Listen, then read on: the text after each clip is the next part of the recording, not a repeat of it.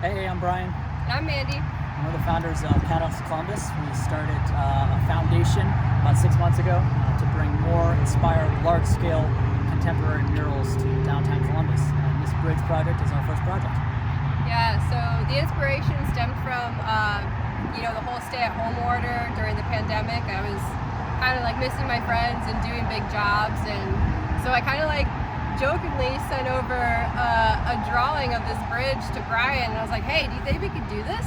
And that's kind of how the conversation started. We just slowly started sending it to people, and they started saying yes. Yeah, we had to go through a variety of different sources. We went through the Ohio Department of Transportation, the City of Columbus, Downtown Art Commission, and got funding through the Great Columbus Commission. So all of those things together allowed us to do this, and we spent about 2 weeks, give or take, doing it. Yeah, I would say.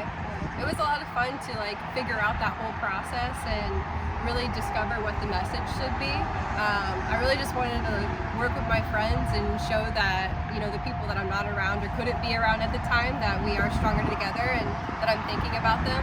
And so, yeah. So this is where we came. And we're gonna take you up the bridge and show you the mural. You can see that it's super dirty along here, so we had to spend about a couple days cleaning the bridge off before we really got to the point we could actually start measuring it out. Yeah. At the beginning of this year, I believe ODOT came through and actually ripped out most of the foliage already. And so there was about 4 mounds of like huge dirt piles that were just like on the road that we had to shovel off. And it was some strenuous work. I think the most I've ever done to prep a canvas. Yeah, it's not really as easy as just dusting it off and starting. It takes a lot of work to prep this. Like the measurement process was insane. It took us like 2.5 days to get the letters actually drawn on for everybody to paint.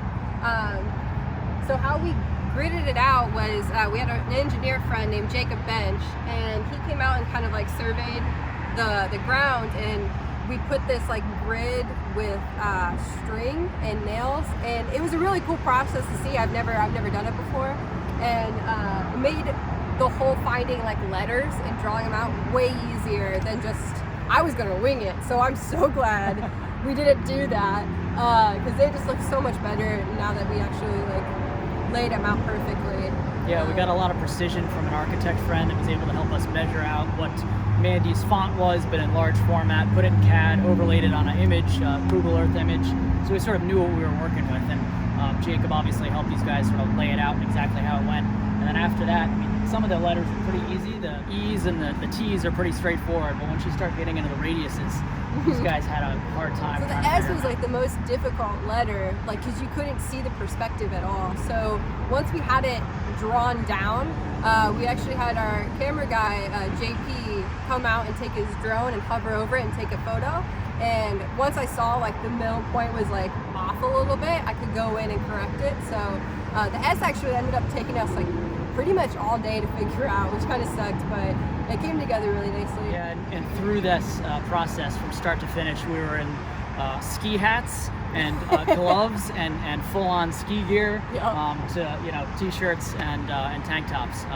Definitely Ohio weather, so it didn't necessarily help us doing it. Mother Nature didn't help for a couple days, and it rained pretty hard. So overall, from start to finish, how long do you think it took? I think all in all, it rained for like 2 weeks. Yeah.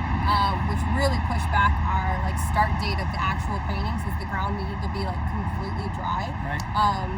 So I think it was like 3 weeks. Yeah, I think it was probably about 3 weeks from when we got our permit, when we had the ability to start doing work, to when we actually finished. And the actual work probably only took, 5 days in total, but with some of Mother Nature and such, it took a little bit longer. Yeah. How long was it to paint the whole thing? Like, what was the time frame from start to finish the painting? Yeah, we figured that out. We were here 14 hours one day, and then we came back, and I think altogether it was 17 hours, which is awesome to paint this whole bridge. Like, we had 13 people in all helping, and this was artists, friends, family, and yeah, we banged it out really quickly. We brought a lot of people together. Part of the intent was we sort of had the opportunity. It came to us through ODOT, and they said, let's go. And so we started to do it. But the idea was through the pandemic, a lot of artists have not been able to work for obvious reasons. And so our intent was try to take some of the money that Catalyst Columbus got from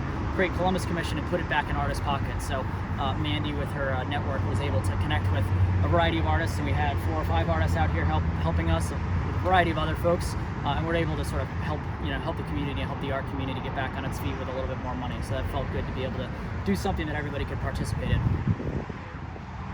So this is Catalyst, and we hope to do more large-scale projects just like this around the community. Keep your eyes out for us. Follow us on at Catalyst Columbus on Instagram and on the Facebook, and hopefully we get to see you guys soon. Thanks for joining us.